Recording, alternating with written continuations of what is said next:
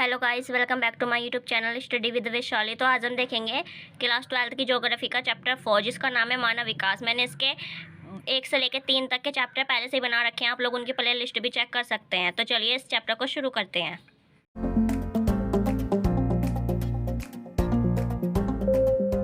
तो इसमें हम लोग सबसे पहले देखेंगे इंट्रोडक्शन। तो इंट्रोडक्शन में मैंने इसके टॉपिक लिखे हैं कि इस चैप्टर में क्या क्या टॉपिक हैं। तो इसमें हम लोग सबसे पहले पढ़ेंगे मानव विकास क्या होता है और वह क्यों जरूरी है, महत्वपूर्ण है। और मानव विकास के स्तंभ पढ़ेंगे, जिसमें कौन कौन से स्तंभ पढ़ने हैं। समता का स्तंभ, उत्पादकता, सशक्तिकरण और सतत पोषणीय। अब हम देखेंगे मानव के विकास के उपागम। तो इसमें हम देखेंगे आयु उपागम, क्षमता उपागम, आवश्यकता उपागम और कल्याण उपागम। और हम देखेंगे वृद्धि और विकास में अंतर। दूसरा टॉपिक है सार्थक जीवन और मानव विकास सूचकांक। और जो मानव विकास सूचकांक है उसका इतिहास देखेंगे और उसका मापन देखेंगे। और उसके मापन में क्या क्या देखेंगे, स्वास्थ्य, शिक्षा और प्रति व्यक्ति आय या संसाधनों तक पहुँच है। और उसका क्षेत्र देखेंगे, जिसमें कौन कौन सा क्षेत्र है, उच्च क्षेत्र, मध्यम क्षेत्र और निम्न क्षेत्र। और विकास की तुलना करेंगे, कैसे करेंगे विकास की तुलना, विकसित और विकासशील देशों में तुलना करेंगे। तो हमारा पहला टॉपिक है मानव विकास। तो जो लोगों के जीवन में जो सुधार लाया जाता है या लोगों के लिए विकल्पों का अवसर होता है, मतलब प्रदान किया जाता है, तो उसी को मानव विकास कहते हैं। मनुष्य के जीवन में जो गुणात्मक परिवर्तन, मतलब जो संख्या बढ़ जाती है, उसी को ही विकास कहा जाता है। अब हम देखते हैं मानव विकास क्यों जरूरी है। तो वो देश के आर्थिक विकास के लिए भी आवश्यक है जो मानव विकास है। अब ये किस तरह होगा, तो राष्ट्रीय आय और प्रति व्यक्ति आय में वृद्धि। अगर देखो, अगर हमारे देश में जैसे व्यक्ति है, उनमें से अगर व्यक्तियों की आय या उनकी जो इनकम है वो बढ़ेगी, तो राष्ट्र की भी इनकम बढ़ेगी और उसी से हमारा देश विकास माना जाएगा। मतलब और उत्पादन की नई तकनीकों, मतलब जैसे हम लोग आजकल गेहूँ वगैरह ये सब उगाते हैं, तो अगर उसमें हमारा जो हमारे संसाधन होते हैं अगर उनमें वृद्धि होगी, तो ये भी हमारा मानव विकास माना जाएगा। और देश का विकास होगा, अगर देश का विकास होगा तो मानव विकास होगा ही। और मानव समाज के विकास के लिए, जो मानव का समाज होता है उसके विकास के लिए भी मानव विकास जरूरी है। और संसाधनों के उपयोग के लिए, मतलब अगर मानव विकास ही नहीं होगा तो संसाधनों का उपयोग कैसे होगा, है ना। अब हम देखते हैं कि सार्थक जीवन क्या होता है। तो सार्थक जीवन की मैंने यहाँ पे 2 पॉइंट लिखे हैं। तो यह केवल दीर्घ नहीं होता, जीवन में एक उद्देश्य है, मतलब कि यह ना ज़्यादा लंबा नहीं होता है, इसमें जीवन में कोई उद्देश्य होना चाहिए। नहीं है कि लोगों को स्वस्थ और समाज से जुड़े रहना चाहिए, मतलब लोगों को हमेशा अच्छे से अपना स्वास्थ्य का ध्यान रखना चाहिए और समाज से, मतलब लोगों से जुड़े रहना चाहिए और लोग विवेक और बुद्धि का भी विकास कर सकें। मतलब अब जो हमारा टैलेंट है उसको भी बाहर निकालना चाहिए, जिससे हमारा देश भी विकास करेगा। अब हम देखते हैं मानव विकास के स्तंभ। मैंने इनको चारों को एक साथ लिखा है, समता, उत्पादकता, सशक्तिकरण और सतत पोषणीय। तो चलो इनको एक एक करके देखते हैं। तो जो समता है उसमें प्रत्येक व्यक्ति को अवसरों की समानता उपलब्ध होनी चाहिए, मतलब कि जो समता है वो तो नाम से ही पता चलता है, इसमें सभी व्यक्तियों को समान अवसर प्रदान होना चाहिए।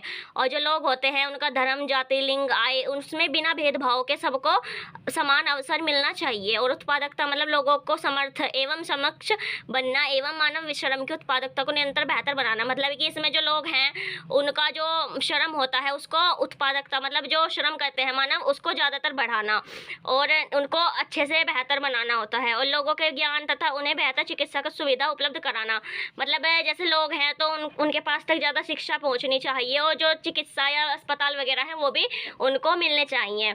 और सशक्तिकरण, मतलब आर्थिक और सामाजिक रूप से पिछड़े लोगों को हर तरह से समर्थ बनाना, मतलब जैसे जो लोग हैं व्यक्ति है कोई भी, तो उसको मतलब उसकी इनकम वगैरह भी अच्छे से होनी चाहिए और उसको समाज से भी समाज में अच्छे से रहने का पूरा अधिकार होना चाहिए और जिससे वह विकल्प चुनने के लिए सक्षम हो। मतलब अगर उसके पास इनकम होगी तो ज़्यादातर वो अपने लिए उपयोग के सामान को खरीद पाएगा। अगर इनकम ही नहीं होगी तो उसके पास तो कोई विकल्प चुनने के लिए रहेगा ही नहीं। और सतत पोषणीय विकास क्या होगा, सतत पोषणीय विकास के लिए आवश्यक है प्रत्येक पीढ़ी को समान अवसर मिले, मतलब जैसे अभी की कोई पीढ़ी है तो जैसे उसके पास समान अवसर है, वैसे उसकी आने वाली पीढ़ी को भी समान अवसर मिलना चाहिए। संसाधनों का उपयोग भविष्य को ध्यान में रखकर करना चाहिए, मतलब जैसे अभी आजकल हम जो पेट्रोल वगैरह हम यूज़ कर रहे हैं, अगर हम लोग उसको मतलब अंधाधुन यूज़ करेंगे तो एक दिन ऐसा होगा कि वो ख़त्म हो जाएगा और जो हमारी आने वाली पीढ़ियां हैं उनके लिए कुछ बचेगा ही नहीं। इसलिए हमें संसाधनों का उपयोग भविष्य के बारे में सोचकर करना चाहिए। अब हम देखते हैं मानव विकास के उपागम। इनको भी मैंने चारों को एक साथ लिखा है। कौन कौन से उपागम है? आय उपागम, कल्याण उपागम, क्षमता उपागम और आधारभूत आवश्यकता उपागम।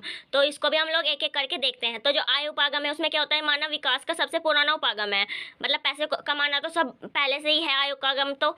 और मानव विकास को आय के साथ जोड़कर देखा जाता है। मतलब अगर कोई मतलब किसी देश का विकास होता है तो अगर उसकी इनकम ज़्यादा होगी तभी तो उसका विकास होगा, उसके देश का भी। तो इसलिए उसको मानव विकास को आय के साथ जोड़कर भी देखा जाता है। और आय का स्तर ऊंचा होने पर मानव विकास का स्तर भी ऊंचा होता है। मतलब अगर किसी देश की मतलब जैसे कोई देश है, अगर उसकी इनकम अच्छी है तो वो अमीर देश कहलाएगा, मतलब कि जो विकसित देश है वैसे।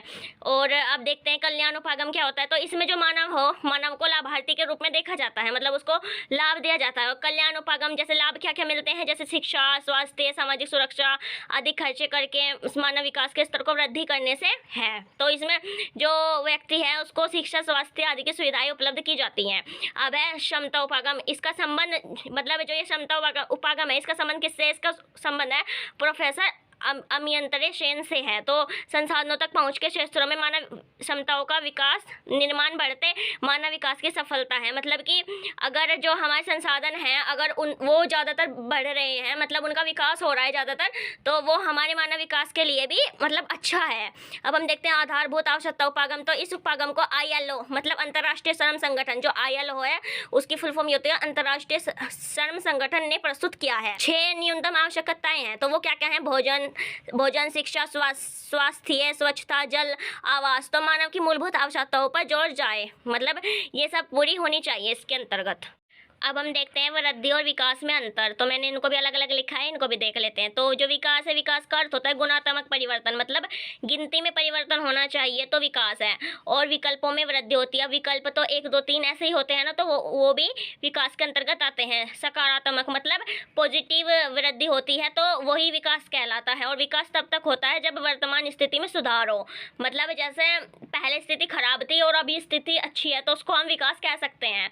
और जो वृद्धि है इसमें वृद्धि का अर्थ होता है मात्रात्मक, मतलब कि क्वांटिटी होती है इसमें, कि मतलब अभी ठीक है और फिर बाद में ठीक नहीं है तो वृद्धि को मापा जा सकता है, मतलब इसको माप सकते हैं। और यह ऋणात्मक और धनात्मक दोनों हो सकती है।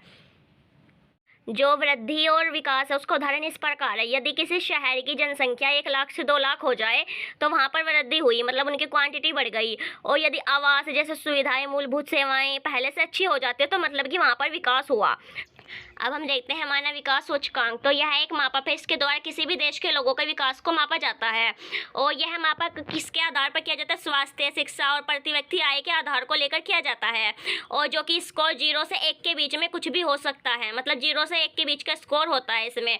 और स्कोर 1 के जितना पास होगा कोई भी देश तो वह विकास देश माना जाएगा। और मतलब 0.983 का स्कोर अति उच्च स्तर पर होता है, मतलब मैक्सिमम होता है। और जबकि 0.268 मानव विकास का मतलब निम्न स्तर होता है, मिनिमम होता है। मतलब जो 0.983 होगा वो तो मतलब हाई होगा, मतलब विकसित देश होगा। और जो 0.268 होगा वो मतलब बिल्कुल ही कम होगा। अब इसमें कौन कौन से होते हैं? तो इसमें अगर HDI के मान का मतलब होगा तो देखो, जैसे 0 से लेके 0.499 तक होगा तो वो तो अल्प विकसित देश होगा। और जो 0.499 होगा उससे लेके 0.799 होगा तो वो विकासशील देश होगा। और जो 0.799 से 1 तक होगा वो विकसित देश होगा। और विकसित देश ही सबसे अच्छा होता है, जैसे संयुक्त राज्य अमेरिका, यूरोप, ये सब विकसित देश है। और जो हमारा भारत है वो विकासशील देश है। अब हम देखते हैं मानव विकास सूचकांक का इतिहास, मतलब इसका इतिहास क्या है। तो मानव विकास सूचकांक जो स्वास्थ्य, शिक्षा और प्रति व्यक्ति आय से निकाले जाने वाला एक मापक है, मैंने आपको पहले भी बता दिया। और यह तरीका पाकिस्तान के अर्थशास्त्री, मतलब इसका ये तरीका किसका है?